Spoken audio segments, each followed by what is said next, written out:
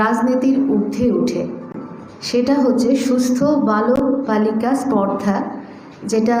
যশস্বী প্রধানমন্ত্রী শ্রী নরেন্দ্র মোদীজির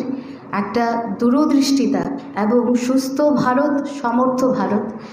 আমরা এতদিন শুনেছি সবকা সাথ সবকা বিকাশ, সবকা প্রয়াস,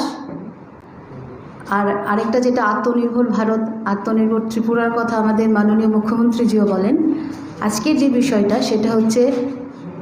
আজকের শিশু আগামী দিনের ভবিষ্যৎ, সুস্থ বালক বালিকা স্পর্ধা বিষয়টাকে আমরা পোষণ অভিযান নামে কিছুদিনের মতো সারা ত্রিপুরা রাজ্যে, সারা ভারতের মতো ত্রিপুরা রাজ্য আমরা জানব, যেটা কিনা 0 থেকে 6 বছরের শিশুদের পোষণ ট্রেকার অ্যাপসের মাধ্যমে রেজিস্ট্রি করা হবে,